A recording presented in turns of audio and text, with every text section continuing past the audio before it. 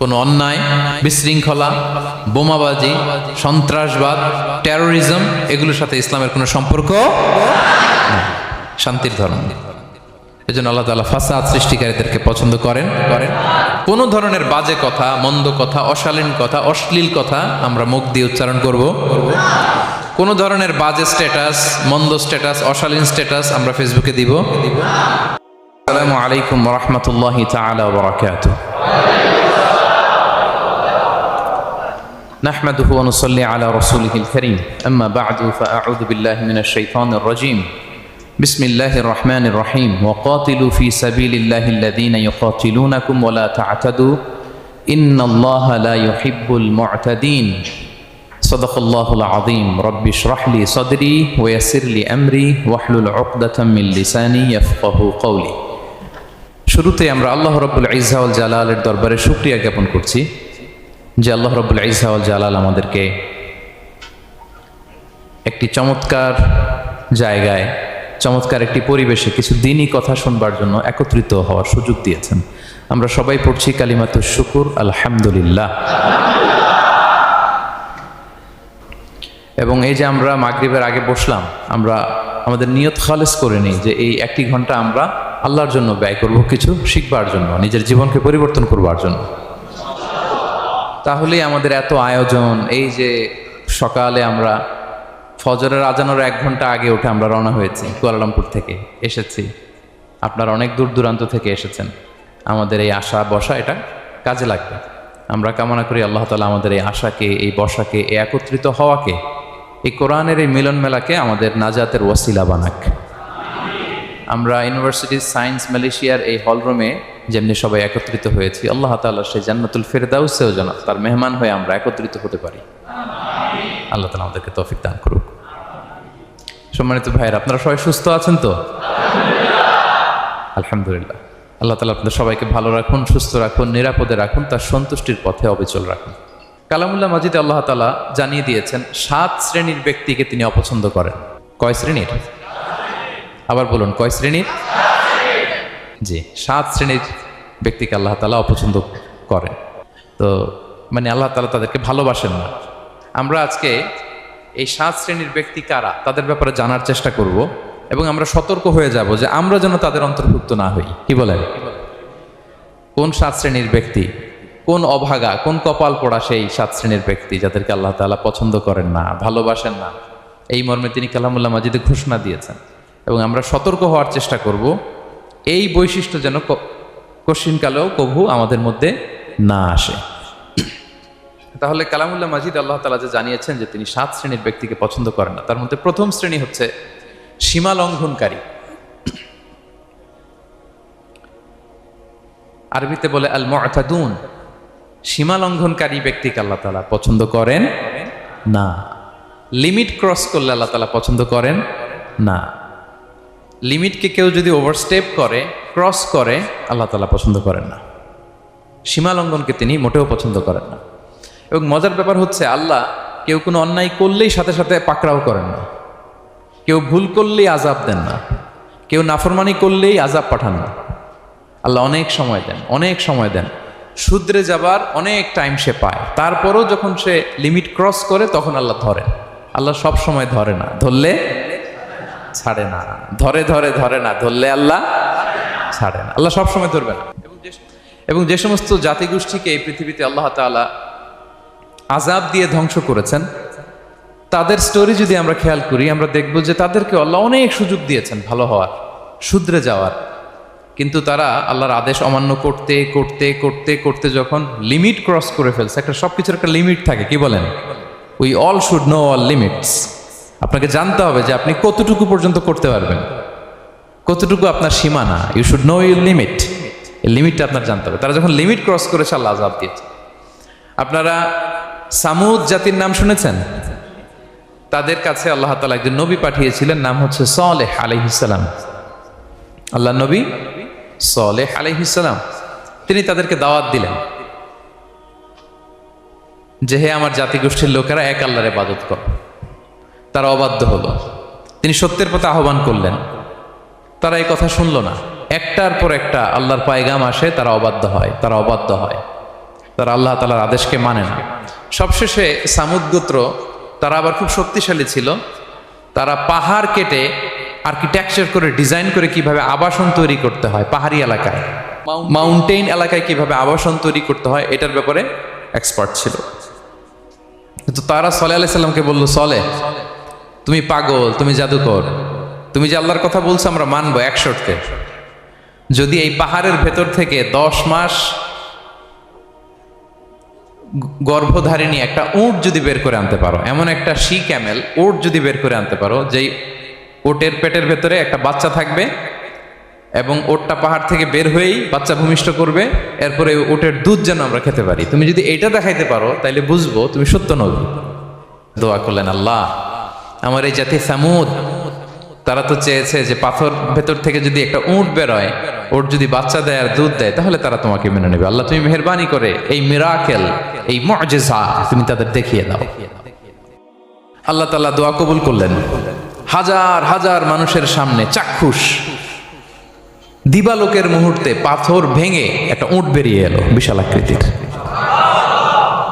এবং 10 মাস গর্ভধারিণী উট, সাথে সাথে এই উট বেরিয়ে বাচ্চা প্রসব করলো, এবং সাথে সাথে এই ওলান থেকে উটের দুধ বেরোতে লাগলো। হাজার হাজার লোক এটার ওলান থেকে দুধ নিয়ে তারা তৃপ্ত হলো। আচ্ছা, এই মুহূর্তে তাদের কি করা উচিত ছিল বলেন তো? আশহাদু আল্লা ইলাহা ইল্লাল্লাহ ওয়া আশহাদু আন্না মুহাম্মাদুর রাসূলুল্লাহ ওয়া আশহাদু আন্না সালিহান নাবিয়ুল্লাহ, এটা পড়া দরকার ছিল না?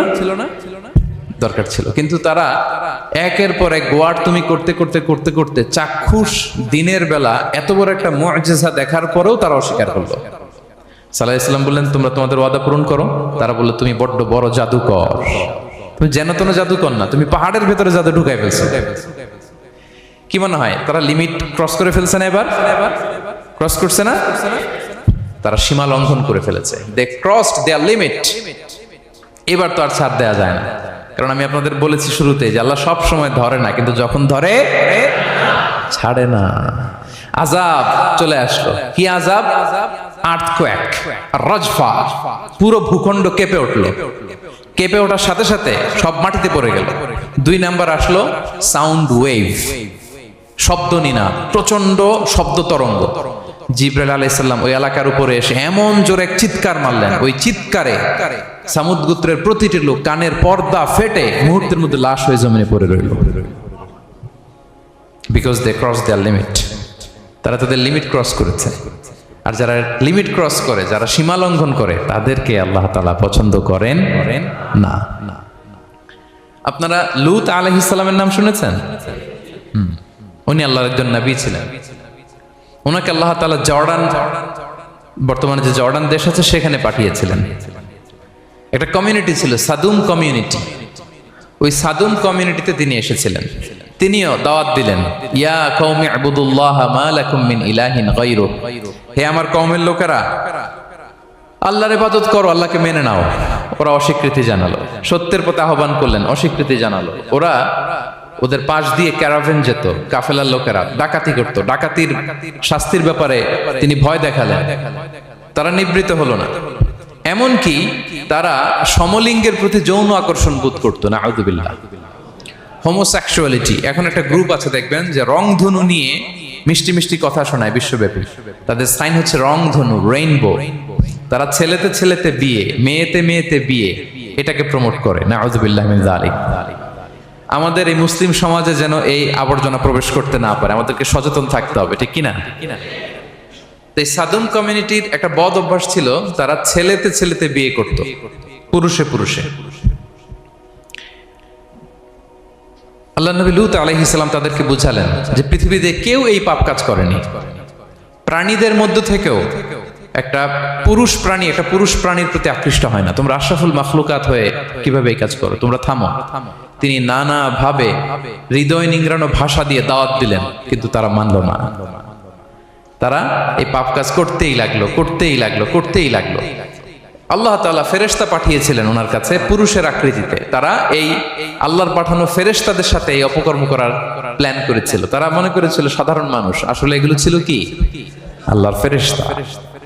তো আল্লাহর ফেরেশতার সাথে যেহেতু এরকম পাপ কাজের চিন্তা করেছে, তার মানে দে ক্রস দেয়ার লিমিট। কি বলেন? সীমা লঙ্ঘন করে ফেলছে। আযাব, পানিশমেন্ট তাদের জন্য অবধারিত হয়েছে। আল্লাহ তাআলা শাস্তি দিলেন। কি শাস্তি দিলেন? সিম্পল, জিবরাইল আলাইহিস সালাম এসে পুরো শহরটাকে উঠাইয়া উল্টায় ফেলে দিলেন। আল জাযাউ মিন জিনসিল আমাল, যে যেরকম পাপ করে তার শাস্তি এরকম। ওরাও স্বাভাবিক মানুষের যে নেচার, এটার উল্টায় ফেলছে। কি বলেন? পুরুষ আকৃষ্ট হবে, সেক্সুয়াল অ্যাট্রাকশন ফিল করবে নারীর প্রতি, নারী পুরুষের প্রতি। এই যে নেচারকে ওরা উল্টাইছে না, আল্লাহকে তোদের শহরটারে উল্টাই দিলাম।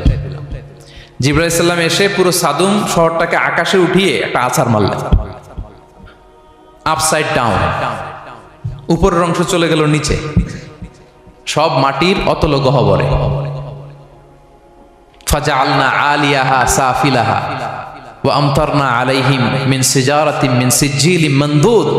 আল্লাহ বললেন, উপরের অংশ নিচে নিয়ে নিলাম, পুরো শহরটারে উল্টে দিলাম, আর পাথর বৃষ্টি বর্ষণ করলাম, সব শেষ। ওই জায়গাটা আজও আছে, ওইটা জর্ডান এবং ইসরায়েলের সীমান্তে। এটাকে এখন বলে মৃত সাগর, আল বাহরুল মাইয়িত আরবিতে, ইংরেজিতে বলে ডেড সি। কি সি? Dead sea. মৃত সাগর কেন? কারণ ওখানে কোনো প্রাণী জন্মায় না। ওই সাগরে কোনো মাছ নাই, কোনো ব্যাঙ নাই, এমনকি কোনো শ্যাওলাও নাই। গজবের জায়গা।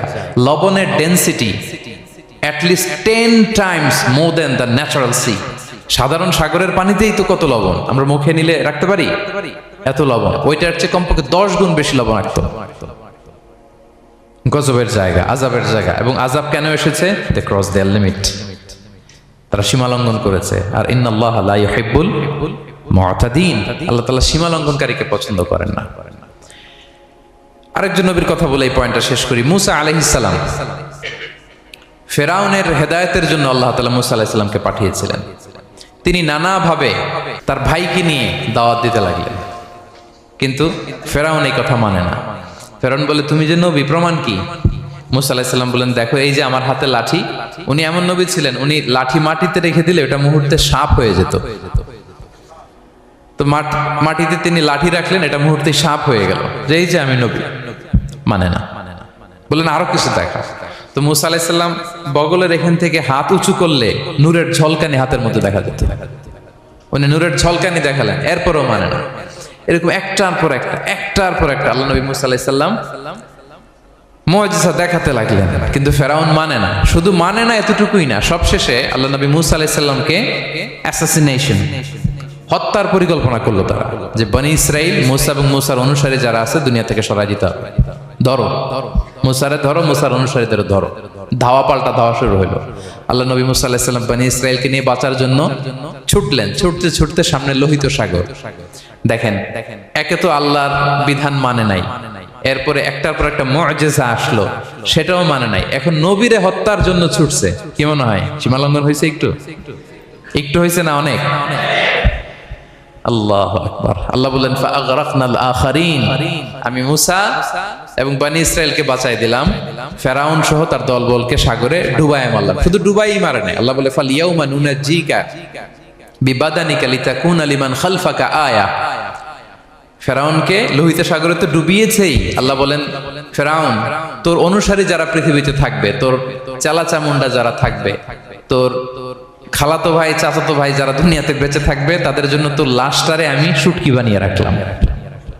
Up to the day of judgement, কিয়ামত পর্যন্ত ফেরাউনের লাশটা মিশরের জাতীয় জাদুঘরে ড্রাই বডি হিসেবে আছে। আমি নিজে দেখে এসেছি, নিজ চোখে মমিফাইং করে শুটকি বানায় রাখছে। এইভাবে পৃথিবীতে যতগুলো জাতিগোষ্ঠীকে আল্লাহ তাআলা আযাব দিয়ে ধ্বংস করেছে, তার কারণ হচ্ছে সীমা লঙ্ঘন। তার কারণ কি? প্রিয় ভাইরা, আমরা যেন আমাদের লাইফস্টাইলের দিকে একটু খেয়াল করি, যে এই সীমা লঙ্ঘনের কাতারে আমরা চলে আসলাম কিনা, আমাদেরকে খেয়াল রাখতে হবে। আল্লাহ তাআলা সীমা লঙ্ঘনকারীকে পছন্দ করেন না। ইন্নাল্লাহা লা ইউহিব্বুল মুআতাদিন, তিনি সীমা লঙ্ঘনকারীদেরকে পছন্দ করেন না। এমনকি রাসূলুল্লাহ সাল্লাল্লাহু আলাইহি ওয়াসাল্লামের বায়োগ্রাফি যদি আমরা খেয়াল করি, আমরা দেখব যে তিনি যখন যুদ্ধের জন্য অভিযান পরিচালনা করতেন, দল পাঠাতেন, সেনাবাহিনী পাঠাতেন, তখন তাদেরকে বলতেন, খবরদার যুদ্ধের ময়দানে সীমালঙ্ঘন করো না, খবরদার।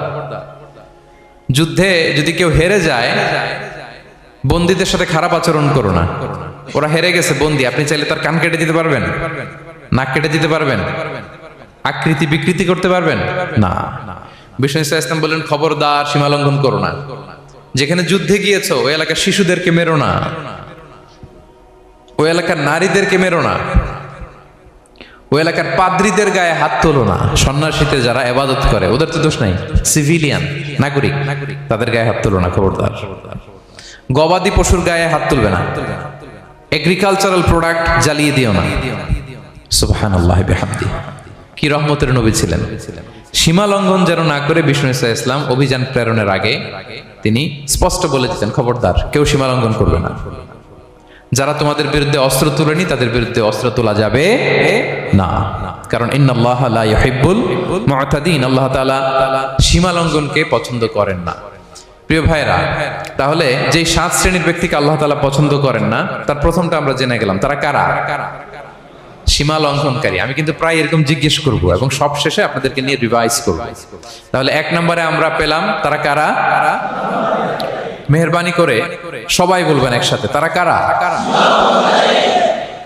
তারা সীমা লঙ্ঘনকারী, তারা তাদের লিমিট ক্রস করে, তাদেরকে আল্লাহ তাআলা পছন্দ করে না। সো আমরা আমাদের লাইফের সাথে একটু মিলিয়ে নেই যে আমরা আমাদের কোনো ক্ষেত্রে সীমা লঙ্ঘন করি কিনা, একটু খেয়াল করেন। আমার যে দায়িত্ব আছে আমি কি সীমা লঙ্ঘন করি কিনা? আমার স্ত্রী আমার দায়িত্বে, তার সাথে সীমা লঙ্ঘন করি কিনা? আমার ভাতিজা ভাতিজি অনেকের আছে ইয়াতিম, তার বাবা মারা গেছে, তার সব সম্পত্তির দায়ভার আমার উপর দেয়া, আমি ওইখানে তাকে ঠিকঠাক মতো সব দেই কিনা, সীমা লঙ্ঘন করি কিনা? হ্যাঁ, ক্ষমতা পেলে সীমা লঙ্ঘন করি কিনা? কি মনে হয় আমরা ক্ষমতা পেলে সীমা লঙ্ঘন করি কিনা? হ্যাঁ, করে করে হ্যাঁ, মানে যেইখানে ডাক্তারের কাছে যেয়ে বলে, ডাক্তার সাহেব আমার এইখানে ফোড়া, সারা দেহের যেই কোনো জায়গায় ধরতে পারেন, এইখানে ধরেন না। তো এইখানে না ধরলে ভালো হবে? ফোড়া যেখানে, ট্রিটমেন্ট তো ওইখানে দিতে হবে, কি বলেন? রোগ যেখানে ওই ওষুধও সীমা লঙ্ঘন। দায়িত্ব পেলে আমরা সীমা লঙ্ঘন করি। এমনকি আমরা যারা ইবাদত করি, অনেকে ইবাদতেও সীমা লঙ্ঘন করি। ইবাদতেও না, ভারসাম্য থাকতে হবে, পরিমিতি বোধ থাকতে হবে। এবং মজার ব্যাপার হচ্ছে আল্লাহ তাআলা দোয়া এবং জিকিরের ক্ষেত্রে এই কথাটা উল্লেখ করেছেন যে তোমরা দোয়া জিকিরের ক্ষেত্রে সীমা লঙ্ঘন করো না। আল্লাহ তাআলা বলেন, উদউ রাব্বাকুম তাদাররুআ ওয়া খুফিয়া ইন্নাহু লা ইউহিব্বুল মু'তাদিন। তোমরা আল্লাহকে ডাকো কেমন ভাবে? তাদাররুআ ওয়া খুফিয়া, সবিনয়ে গোপনে। সবিনয়ে ডাকো, চুপিসারে ডাকো, গোপনে গোপনে ডাকো, অল্প আওয়াজে ডাকো। কারণ কি? ইন্নাল্লাহা লা ইউহিব্বুল মু'তাদিন, আল্লাহ সীমা লঙ্ঘনকারীদেরকে পছন্দ করেন না। তাহলে আপনি যদি দোয়া করেন আল্লাহর কাছে, যখন জিকির করবেন বিনীতভাবে, চুপিসারে, সবিনয়ে, বিষ্ণু ঈসা ইসলাম যেভাবে শিখিয়েছেন ওইভাবে জিকির করবেন। নাকি জিকির করতে করতে মানুষের কাঁধে উঠবেন? উঠবেন না? ওঠে ওঠে হ্যাঁ ওঠে। দেখেন আল্লাহ তাআলা যেইখানে 3 ফোঁটা দেওয়া দরকার 3 ফোঁটা দেয়, যেখানে 1 ফোঁটা ওইখানে 1 ফোঁটা দেয়। আল্লাহ তাআলা ইন্নাহু লা ইউহিব্বুল মু'তাদিন, আল্লাহ সীমা লঙ্ঘনকে পছন্দ করেন না। এই কথাটা ঢুকাইছে কোথায়? দোয়া আর জিকিরের মধ্যে। কারণ আল্লাহ জানে আল্লাহর কিছু বান্দা থাকবে তারা দোয়া এবং জিকিরের সময় কি করবে? সীমা লঙ্ঘন করবে। মাঝে মাঝে কিছু ভিডিও ক্লিপসে দেখা যায় জিকির করতে করতে আরেকজনের কাঁধের উপরে, যিনি জিকির পরিচালনা করতেছে তার মাথার উপরে। এখন আমি ওয়াজ করতেছি, আপনি যদি লাফাইতে লাফাইতে এসে আমার উপরে পড়েন, হ্যাঁ, মাইকের উপরে যদি এসে পড়েন, আমার অবস্থা হবে কি? লাফাতে লাফাতে উপরে উঠে যায়, নিজে ইনজুর্ড হয়, পাশের শ্রোতাকে ইনজুর্ড করে, যিনি আলোচনা পরিচালনা করতেছে তাকে ইনজুর্ড করে। এরকম আছে না নাই? ইন্নাহু লা ইউহিব্বুল মু'তাদিন, আল্লাহ তাআলা সীমা লঙ্ঘনকে পছন্দ করেন না। তাহলে আমাদের প্রত্যেকের উচিত আমাদের লিমিট জানা, আমরা যেন আমাদের কখনো লিমিটকে ক্রস না করি। প্রিয় ভাইরা, এটা প্রতিটি ক্ষেত্রে, ইভেন ইবাদতে আমরা যেন সীমা লঙ্ঘন না করি। এই পয়েন্টটা মনে থাকবে আপনাদের? আচ্ছা, তাহলে 2 নম্বরে আমরা চলে যাই। 2 নম্বরে যে শ্রেণীকে আল্লাহ তাআলা পছন্দ করেন না তারা হচ্ছে জালিম বা অত্যাচারী। জালিম বা অত্যাচারী, যারা জুলুম করে তাদেরকে আল্লাহ তাআলা পছন্দ করেন না। আল্লাহ তাআলা বলছেন, ফাআম্মাল্লাযীনা কাফারু ফাউআযিবুহুম আযাবান শাদীদান ফিদ দুনিয়া ওয়াল আখিরা ওয়া মা লাহুম মিন নাসিরিন। যারা দুনিয়াতে কুফরি করবে কঠিন শাস্তি দুনিয়াতেও আখিরাতেও। ওয়া আম্মাল্লাযীনা আমানু ওয়া আমিলুস সলিহাতি ফায়ুওয়াফিহিম উজুরাহুম, আর যারা ঈমান আনবে সৎকর্ম করবে তাদের প্রতিদান আমি আল্লাহ বুঝিয়ে দেব। ওয়াল্লাহু লা ইউহিব্বুয যালিমিন, তবে জেনে রাখো আল্লাহ তাআলা জালিমিনদেরকে পছন্দ করেন। তাহলে 2 নম্বরে পাওয়া গেল কাদেরকে পছন্দ করে না?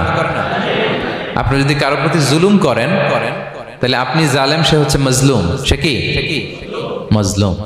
মজলুম আপনার ক্ষমা না করলে আল্লাহ তাআলা আপনার ক্ষমা করবে না। মজলুম যদি ক্ষমা না করে আল্লাহ তাআলা কঠিন কালো আপনাকে ক্ষমা করবে না। এজন্য জুলুম যেন আমরা কখনো না করি প্রিয় ভাইরা। জুলুম শুধু আল্লাহ তাআলা আমাদের উপরই হারাম করেনি, আল্লাহ নিজের উপর হারাম করছে। জুলুম শুধু আমাদের জন্যই হারাম না, আল্লাহর জন্য হারাম। আল্লাহ তাআলা বলেন হাদিসে কুদসিতে, ইয়া ইবাদি, হে আমার বান্দারা, ইন্নী হারামতু যুলমা আলা নাফসি, আমি জুলুমকে আমি আল্লাহ নিজের উপর হারাম করেছি। ওয়া জাআলতুহু বাইনাকুম মুহাররামা, এবং এই জুলুমকে তোমাদের উপর হারাম করেছি। ফালা তাযালামু, তোমরা একে অপরের উপর জুলুম করো না। জুলুম শুধু আমাদের উপরই হারাম না, আল্লাহ নিজের উপর হারাম করেছেন। তাহলে জুলুমের সাথে কি মুমিনের কোনো সম্পর্ক থাকতে পারে? পারে না। এবং আল্লাহ তাআলা কখনো কোনো বান্দার উপর জুলুম করেন না। ওয়া আন্নাল্লাহা লাইসা বিযাল্লামিন লিল আবিদ, তিনি তার বান্দার উপর জুলুম করেন না। কোনোভাবেই যেন জুলুম না হয়ে যায়, এজন্য আল্লাহ তাআলা কিয়ামতের দিন মাওয়াজিনাল কিসত, ন্যায়ের মানদণ্ড তিনি প্রতিষ্ঠা করবেন, যাতে একটু ভুল না হয়ে যায়, জুলুম না হয়ে যায়। আমরা মাঝে মাঝে যে দোকান থেকে বস্তায় বস্তায় চাল নিয়ে আসি না, চাল দেখা যাবে যে 1 মণ চাল হয়তো সামান্য একটু কম হইতে পারে, সামান্য একটু বেশি হইতে পারে, এরকম হয় না? দেখবেন যে দিছে 10 কেজি, বাসায় এসে দেখবেন যে 10 কেজির চেয়ে একটু বেশি, একটু সামান্য বেশি কয়েক গ্রাম, অথবা 10 কেজির চেয়ে সামান্য কয়েক গ্রাম কম, এরকম হয়ে যায় না? মানুষ তো আমরা, কি বলেন?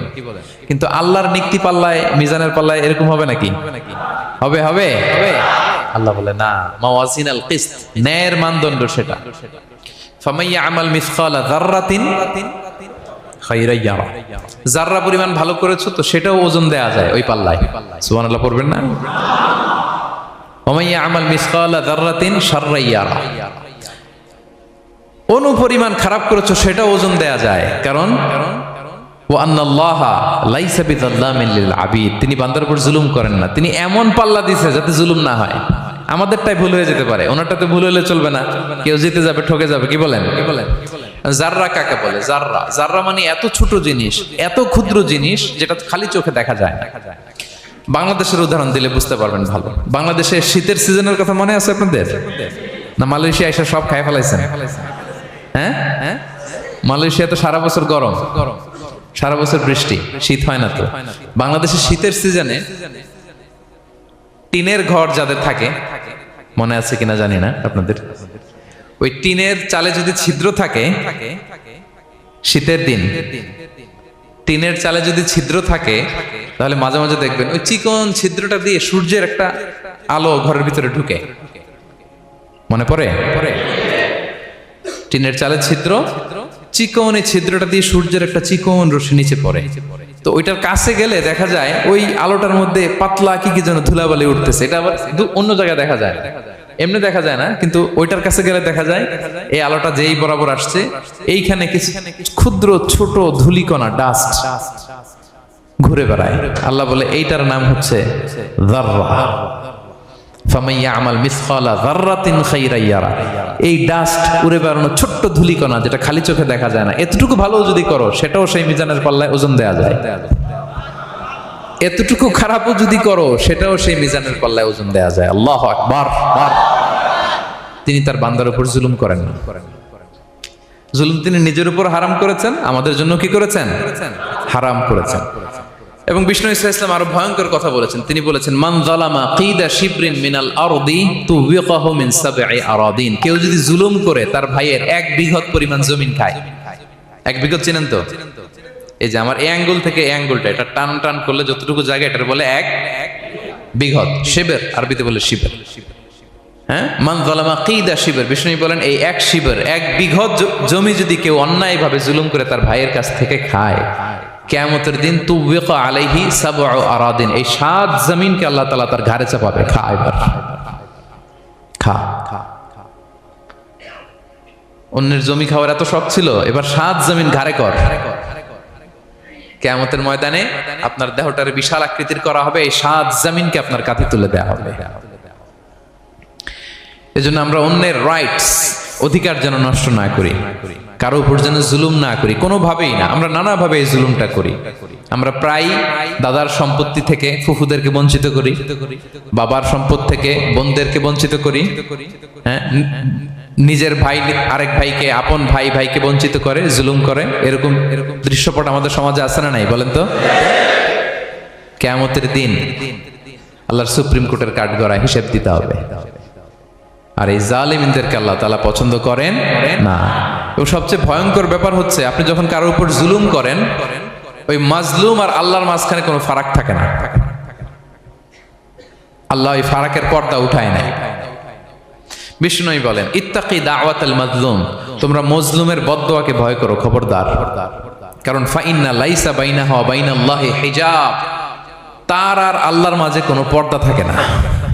দোয়া করলেই ওটা আরশে যেয়ে কবুল হয়ে যায়। আল্লাহ তাআলার চারিপাশে অনেক পর্দা আছে। কেউ কেউ বলে 70,000 নূরের পর্দা। এই 70,000টা সহিহ হাদিস দ্বারা সাব্যস্ত না, কিন্তু অসংখ্য অগণিত পর্দা, এবং পর্দাও এটা নূরের পর্দা। আচ্ছা বলেন তো, জানলা দিয়ে বাইরের আলো ঠেকাতে আমরা দেয়ালে জানালায় কি লাগাই? পর্দা লাগাই। পর্দাটা কিসের তৈরি? মোটা কাপড়ের, যাতে করে ওই আলো না আসে। কিন্তু আল্লাহর চারদিকে যে পর্দা, ওই পর্দাটা কিসের? নূরের, আলোর। ওনার পর্দাই আলো দিয়ে তৈরি। সুবহানাল্লাহ বললেন না? বিষ্ণু বলেন, ইত্তাকি দাওয়াতাল মাজলুম, মজলুমের বদদোয়াকে ভয় করো। ফাইন্না লাইসা বাইনাহা ওয়া বাইনাল্লাহি হিজাব, কেউ যখন মজলুম হয়ে কেঁদে বদদোয়া করে, তার আর আল্লাহর মাঝে ওই পর্দা থাকে না। বদদোয়া করছে, ডাইরেক্ট কবুল। খবরদার আমার পেনাঙ্গের ভাইয়েরা, আমরা যেন জালিম না হই। In it's any form, operation in it's any form, যেই কোনো ভাবে, যেই কোনো ক্ষেত্রে, যেই কোনো ধরনের হইতে পারে জুলুম। কাউকে আপনি ছোট্ট কোনো কাজে ঠকালেন, বন্টন নীতিতে ঠকালেন, হ্যাঁ, জমি মেরে দিয়ে ঠকালেন, আমানত মেরে দিয়ে ঠকালেন, ইন ইটস এনি ফর্ম যদি জুলুম করে থাকেন, খবরদার। মজলুমের কান্না কখনো বৃথা যায় না।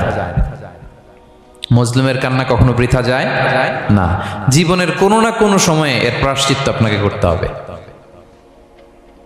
জীবনের কোনো না কোনো সময়ে এর প্রায়শ্চিত্ত করে আপনাকে মরতে হবে। তাহলে কোন বিশ্বাসী কি জালিম হতে পারে? কারণ ইন্নাল্লাহা লা ইউহিব্বুল যালিমিন, আল্লাহ তাআলা জালিমদেরকে পছন্দ করেন না। তাহলে জুলুমের সাথে আমাদের কোনো সম্পর্ক আছে? হ্যাঁ, কোনো সম্পর্ক আছে। তাহলে দুই শ্রেণীর ব্যক্তির কথা আমরা জানলাম যাদেরকে আল্লাহ পছন্দ করেন না। এক নাম্বার, প্রথমটা কি ছিল? সীমা লঙ্ঘনকারী, লিমিট যে ক্রস করে, ইন্নাল্লাহা লা ইউহিব্বুল মুআতাদিন। দুই নাম্বার কি জানলাম? হ্যাঁ, জালিম, অত্যাচারী, অপ্রেসর। অপ্রেসরকে আল্লাহ তাআলা পছন্দ করেন না। তাহলে এই দুইটারে আমরা নো বলে দিলাম আজকের কনফারেন্স রুমে। আওয়াজ করে বলেন তো সবাই, নো। এই লিমিট ক্রস আর জুলুম, নো, চলে গেছে, খালাস। এবার তিন নম্বরে দেখি আল্লাহ কাদেরকে পছন্দ করেন না। তিন নম্বরে আল্লাহ তাআলা অহংকারী, দাম্ভিক লোককে পছন্দ করেন না। অহংকারী, আমাদের তো অহংকার টহংকার নাই না? আছে? অহংকার আছে? কিসের অহংকার বলেন? টাকার, আর ক্ষমতার, আর সৌন্দর্যের, আর হ্যাঁ, পাওয়ার, সোশ্যাল পাওয়ার। এই যে অহংকার, অহংকারের খাঁচা থেকে মুক্ত রাখো আমাদেরকে তুমি প্রভু হয়ে। পড়েন আমিন। এটা একটা ভয়ঙ্কর খাঁচা। আচ্ছা, অহংকার করার আমাদের আছে কি বলেন তো? কিছুই নেই। আল্লাহ বলে, ওয়া খুলিকাল ইনসানু দাঈফা, তোমাদেরকে আমি দুর্বল করে তৈরি করছি। আমরা দুর্বল, শুধু দুর্বল না, দুর্বলের ঘরের দুর্বল। আমার বাপ ছিল দুর্বল, আমার দাদা ছিল দুর্বল, আমরা 14 গোষ্ঠী কি? হাল আতা আলাল ইনসানি হিনুম মিনাদ দাহরি লাম ইয়াকুন শাইআম মাযকুরা। আল্লাহ বলেন, একটা সময় ছিল উল্লেখ করার মতো তোমার কিছুই ছিল না। আজকে তো এত লম্বা চওড়া মানুষ, আমরা কিছুই ছিলাম না। আমার বর্তমানে বয়স চলে 36, 37। তা আজ থেকে 37 বছর আগে আমি কি ছিলাম? আমার অস্তিত্বই ছিল না। আমার কোনো নাম ছিল না, আমার কোনো গ্রাম ছিল না, আমার কোনো অ্যাড্রেস ছিল না, আমার কোনো পরিচিত ছিল না। আজ থেকে আরো 37 বছর পরে একটু খেয়াল করেন তো, এখন তো 37, আরো 37 ধরেন বাঁচলাম। এরপরে আমি হীন দুনিয়া, দুনিয়া থাকবে কিন্তু আমি নাই। আজকে কার জন্য আটকে আছে দুনিয়ার কাজ বলেন তো? আপনার দাদার জন্য, আপনার নানার জন্য? তো আপনাকে লাগে কেন? আপনাকে লাগে? লাগে না তো আমাকে। আমি হীন দুনিয়া, একদিন কিছুই ছিলাম না। আল্লাহ বলেন হাল আতা আলাল ইনসানি হিনুম মিনাদ দাহরি লাম ইয়াকুন শাইআম মাযকুরা, তুমি কিছু ছিলা, একটা সময় কিছুই ছিলা না, উল্লেখ করার মতো তুমি কিছুই ছিলা না। অস্তিত্বহীনের জগৎ থেকে তোমাকে আমি অস্তিত্বে আনলাম, তোমার বাবার পৃষ্ঠদেশ থেকে তোমার মায়ের গর্ভাশয়ে আমি তোমাকে ফেললাম, সেখানে আমি আল্লাহ তোমাকে একটু একটু করে তিলে তিলে বড় করলাম। 9 মাস 10 মাস পরে মায়ের পেট থেকে দুনিয়াতে তুমি আসলে। দেখেন তো দুনিয়ায় আসার পরে আমাদের অবস্থাটা কি? কাপড় নাই, চোপন নাই, এভাবে চলে আসছি। আসার পরে কেউ যদি মুখে খাবার তুলে দেয় তাইলে খাইতে পারি, হ্যাঁ, তাও লিকুইড খাবার, এদিক দিয়ে দিলে এদিক দিয়ে পড়ে যায়, খালি মুছতে হয়। মেহমান একজন এসে আদর করে কোলে নিচে পেশাব করে দিছি ভরাইয়া, আছে না নাই? হয়েছে না, হয়েছে না এরকম? আদর করে একটা কোলে নিছেন, এখনই না ডায়াপার আসছে মিয়া, আজ থেকে 10 বছর আগে এগুলো ছিল নাকি? প্যাম্পাস ডায়াপার ছিল, এই কাঁথা টাতা নিয়ে কোলে নেওয়া লাগতো, এরপরে দিছে ওদিক দিয়ে জামা টামা ভিজে শেষ। ইভেন রাসূল সাল্লাল্লাহু আলাইহি ওয়াসাল্লামের কোলে এরকম বাচ্চারা পেশাব করে দিছে, এরকম হাদিস আছে। আদর করে মায়েরা বাবারা আসলেই তো তার বাচ্চাকে রাসূল সাল্লাল্লাহু আলাইহি ওয়াসাল্লাম কোলে দিতেন, পেশাব করে দিতেন। তো কার কোলে উঠছে এটাও জানি না, পেশাব করে ভরাই দিচ্ছে, পেশাব পায়খানা করে শয়লাভ। লিকুইড দিলে খেতে পারি, শক্ত কিছু খেতে পারি না। এই তো আমি, এই তো আমার ক্ষমতা। একজন যে বললেন ক্ষমতার অহংকার, এই তো ক্ষমতাটা তো এতটুকু। এরপরে যখন জোয়ান হয়েছে, এখন তো জোয়ান, এখানে একটা ভূমিকম্প হইলে কি অবস্থা হবে বলেন তো জোয়ানদের? হ্যাঁ, কাঁপতে কাঁপতে সব শেষ। একটা ভূমিকম্প, একটা তুফান হলে ওটার বিরুদ্ধে দাঁড়াতে পারি না। একটা তুফান, রাস্তায় টায়ার পাংচার হলে লাফ দিয়ে উঠি। ক্ষমতা আমার, আমার নাকি ক্ষমতার অহংকার। কি দুর্বল আমরা, হ্যাঁ? কুকুর আমাদেরকে কামড় দিলে আমরা কুকুরের কামড়ও দিতে পারি না, ঠিক কিনা? মশা যে কামড়া, এটা ধরতে না পারলে কিছু করতে পারি? কামড় মাইরা দিছে দৌড়। বল্লা পোকা এসে যদি কামড় দিয়ে দৌড় দিয়ে কিছু করতে পারেন? তো কিসের কিসের ক্ষমতা আপনার? এরপর আবার যদি 70-80 বছর হায়াত পাই, আবার আগের মতো যেখানে বসি ওইখানেই ডাইরেক্ট, আছে না নাই? বয়স যখন 80 হয়ে যায় আর থাকে শরীরের কন্ট্রোল, আবার যেখানে বসে ওইখানেই পেশাব পায়খানা। খাবার দিলে খাইতে পারি, পিঠটা বাঁকা হয়ে কুজু হয়ে গেছে, এর নাকি আবার অহংকার সাজে? অহংকার সাজে? অহংকার সাজে একজনের, আওয়াজ করে বলতে হবে তিনি কে? 3 নম্বরে অহংকার দাম্ভিককে আল্লাহ পছন্দ করেন না। প্রিয় ভাইরা, আল্লাহ বলেন কারুনের ঘটনাকে আল্লাহ এখানে এনেছেন। আল্লাহ বলেন ইন্না কারুনা কানা মিন কওমি মূসা, কারুন ছিল মুসা আলাইহিস সালামের কওমের লোক, মুসা আলাইহিস সালামের কাজিন ছিল মূলত। কারুন নামে একজন সম্পদশালী ছিল। মিশরের রাজধানী কায়রো থেকে 100 কিলো দূরে ফাইয়ুম নামে একটা জেলা আছে, ওখানে তার বাড়ি ঘর। আমি দেখে এসেছি, কয়েকবার গিয়েছে। তো ফাবাগা আলাইহিম, সে মানুষের উপর চড়াও হলো। ওয়া আতাইনাহু মিনাল কুনুজি মা ইন্না মাফাতিহাহু লাতানু বিল উসবাতি উলিল কুওয়া। আল্লাহ বলেন এই কারণকে আমি এত সম্পদ দিয়েছি, এত বেশি ছিল তার সম্পদ, সম্পদগুলো যে সে আলমারির ভিতরে রাখতো, ওই আলমারির যে চাবি হইতো, এই চাবিগুলোরে ওজন করার জন্য, কাঁধে নেওয়ার জন্য 10 জন পেশি শক্তি পুরুষ লাগতো। আলমারি রাখার জন্য না, কি রাখার জন্য? আলমারি ভর্তি যে সোনা দানা গহনা, ওইটার যে চাবি, ওই চাবিগুলা বহন করতে একদল পেশি পুরুষ লাগতো, এত সম্পদ। তো তাকে এলাকার লোকেরা বলেছিল খলালাহু কওমুহু লা তাফরাহ, এই কারণ তুমি গর্ব করো না। কারণ তাকে বলছিল মুসা আলাইহিস সালাম যাকাত দাও, সে বলতেছে আমি যাকাত দিব কেন? এই সম্পদ তো আমার। ইন্নামা উতিতুহু আলা ইলমিন ইনদি, আমি আমার বুদ্ধি খাটায় এই সম্পদ কামাইছি, আমার সম্পদ আমি খাবো, আমি যাকাত দিব কেন? আল্লাহ বলেন ইন্নাল্লাহা লা ইউহিব্বুল ফারিহিন, কারণ তুমি অহংকার করলে আমি আল্লাহ অহংকারকে বরদাস্ত করি না, অহংকারীদেরকে আমি আল্লাহ পছন্দ করি না। আমি অহংকারকে পছন্দ করি না, অহংকারকে আল্লাহ তাআলা পছন্দ করেন না। কি হয়েছিল কারণের নসিবে? আল্লাহ বলেন ফাখাসাফনা বিহি ওয়া বিদারিহিল আরদ ফামা কানা লাহু মিন ফিআতি ইয়ানসুরুনাহু মিন দুনিল্লাহ ওয়া মা কানা মিনাল মুনতাসিরিন। আল্লাহ বলেন সে যখন অহংকার দেখালো, আমি কারুনকে আর কারুনের সব সম্পদ মাটির ভেতরে দাবিয়ে দিলাম, মুহূর্তেই দাবিয়ে দিলাম। সহিহ বুখারীতে এসেছে ইয়াতাজালজালু ফিল আরদ, প্রতিদিন 1 বিঘত করে কারণ জমিনের ভিতরে যেতেই থাকবে যেতেই থাকবে যেতেই থাকবে কিয়ামতের আগ পর্যন্ত। আল্লাহু আকবার। কারণ অহংকার করেছিল। আল্লাহ বলে আমি অহংকারীদের পছন্দ করি না। সূরা লোকমানে আল্লাহ বললেন ওয়ালা তুসাইর খাদ্দাকা লিন্নাস, মানুষ থেকে মুখ ফিরিও না। ওয়ালা তামশি ফিল আরদা মারাহা, জমিনে অহংকার ভরে হেঁটো না। ইন্নাল্লাহা লা ইউহিব্বু কুল্লা মুখতালিন ফখুর, আল্লাহ তাআলা অহংকারীদেরকে দাম্ভিকদেরকে পছন্দ করেন না। এই যে আমি বলছি যে 7 শ্রেণীর লোককে আল্লাহ পছন্দ করেন না, এটা আমার মন গড়া বানানো কথা না। প্রতিটি কথার পেছনে কোরআনের যুক্তি আছে। কোরআনে আল্লাহ তাআলা বলছেন আল্লাহ অহংকারীদেরকে পছন্দ করেন না। ইংরেজিতে কি বলে? ইগো আছে আমাদের, হ্যাঁ ইগো, এটা ছেড়ে ফেলতে হবে, অহংকার করা যাবে না। আমার প্রিয় ভাইয়েরা একটু মনোযোগী হন, এই আয়াতের তাফসীরটা একটু সংক্ষেপে বুঝিয়ে দেই। আল্লাহ তাআলা বলছেন ইন্নাল্লাহা লা ইউহিব্বু কুল্লা মুখতালিন ফখুর, আল্লাহ কোন মুখতাল আর ফাখুরকে পছন্দ করেন না।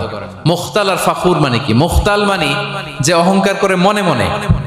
কিছু লোক আছে ভিতরে ভিতরে নিজের বড় মনে করে, বাইরে বলে না বা বলার সাহস পায় না, কিন্তু ভিতরে ভিতরে ভাবে আমি কোন হনুরে, কি বলে আমি কোন, আমি তো বড়, আরে আমার চেয়ে বড় বেশি জানে নাকি কেউ, আমার চেয়ে কিছু পারে নাকি, আমি তো, কিন্তু এটা মুখ দিয়ে বলে না, ভিতরে ভিতরে আছে না নাই? এদেরকে আরবিতে বলে মুখতাল। কি বলে? মুখতাল। আরেকজন ফখুর, সে শুধু ভিতরে না, এটা প্রকাশ্যে বলে বেড়ায়, এটা আরো ডেঞ্জারাস। ফখুর সে আরো খারাপ, সে প্রকাশ্যে তার অহংকার প্রদর্শন করে, বলে বেড়ায় যে আমি বড় আমি বড় আমি বড় আমি বড়। এই আমি বড় কথাটাই সবচেয়ে ভয়ঙ্কর। আমি বড় কথাটাই সবচেয়ে ভয়ঙ্কর।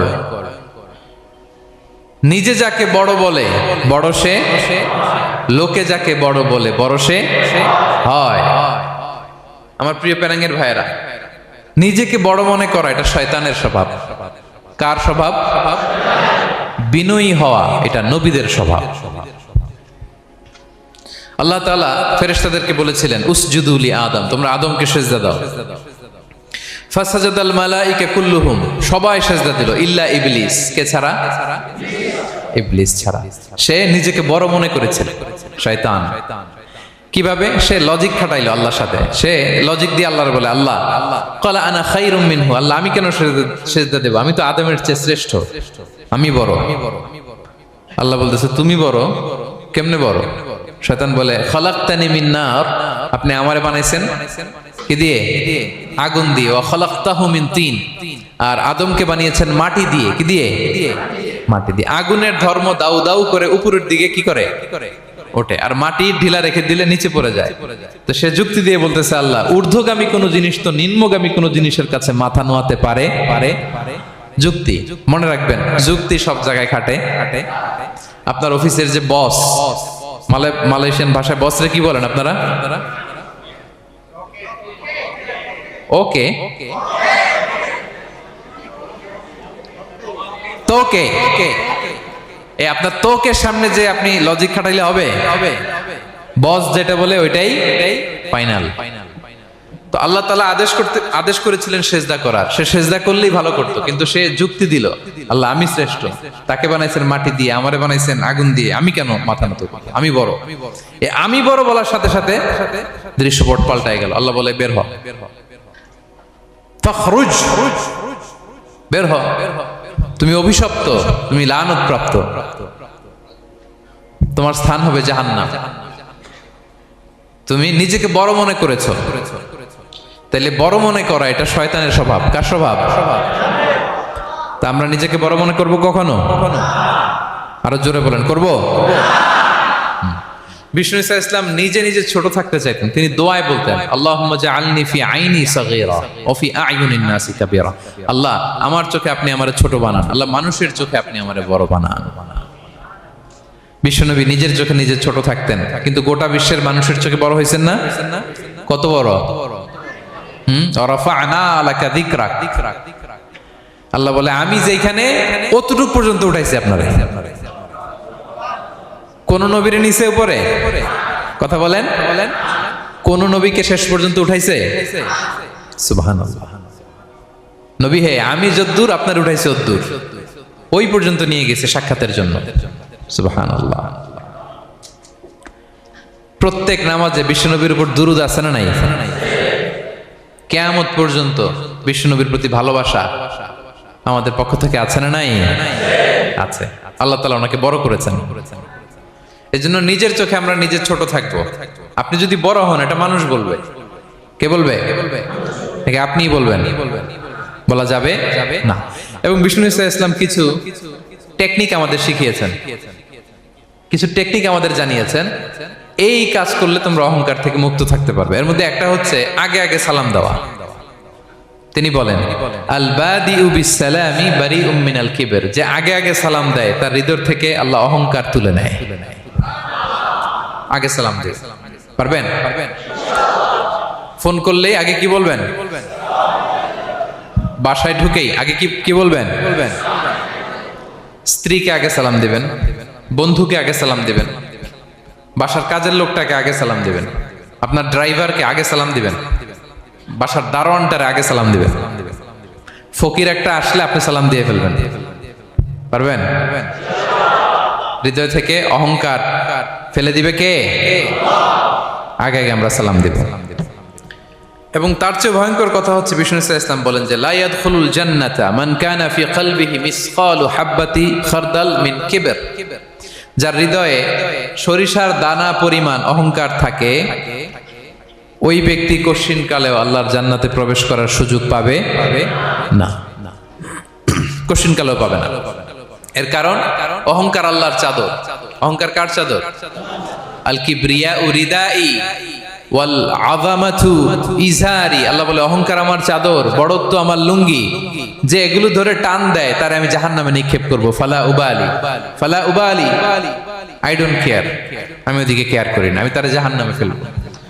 সো অহংকার আমাদের সাজে না। আমি শুরুতেই তো বললাম, আমাদের লাইফ সার্কেলটা একটু দেখাইলাম না যে ছিলাম কই? অস্তিত্বহীন থেকে দয়া করে মায়া করে তিনি আমাকে অস্তিত্বে এনেছেন। কত ছোট্ট, কত ক্ষুদ্র, কত নগণ্য, কত দুর্বল ছিলাম আমরা। আবার যৌবনের একটা পিরিয়ড কাটিয়ে, যৌবনের সময় তো কতটা দুর্বলতা বললাম, আবার সে দুর্বল, মানে দুর্বল থেকে দুর্বল। এই হচ্ছে আমাদের লাইফ স্টোরি, লাইফ হিস্ট্রি। তাহলে অহংকার আমাদের সাজে। অহংকার তার সাজে যার কোনো ক্ষয় নাই, যার কোনো লয় নাই, যার কোনো অভাব নাই। হ্যাঁ, গোটা বিশ্ব তার মুখাপেক্ষী, তিনি কারো মুখাপেক্ষী না। ঠিক কিনা? গোটা বিশ্ব তার কাছে ঠেকা, তিনি কারো কাছে ঠেকা না। ঠিক কিনা? গোটা বিশ্ব তাদের সার্ভাইভালের জন্য তার প্রতি মুখ থুবড়ে পড়ে থাকে, তিনি কারোর জন্য বসে থাকা লাগে। অহংকার সাজে তার। আর এই আল্লাহর অহংকারের চাদর ধরে যে টান দেয়, আল্লাহ বলে ওরা আমি জাহান্নামে ফেলবো, আর তাদেরকে আমি পছন্দ করি না। আল্লাহ তাআলা অহংকারীদেরকে পছন্দ করেন না। তাহলে অহংকারকেও আমরা না বলে দিব, নো বলবো। নো, আওয়াজ করে বলেন নো। শুধু মুখে মুখে নো নাকি অন্তর থেকে? এই তো আজকের দেওয়ান কুলিয়ার বাইরে ফেলে দিছে আমরা অহংকার। কি বলেন? পেনাঙ্গের ভাইরা, আর অহংকার করব? আপনি বিনয়ী হন। মান তাওয়াদা তারাফা, বিষ্ণু বলেন যে নিচু হয় আল্লাহ ওর টাইনা উঁচু করে।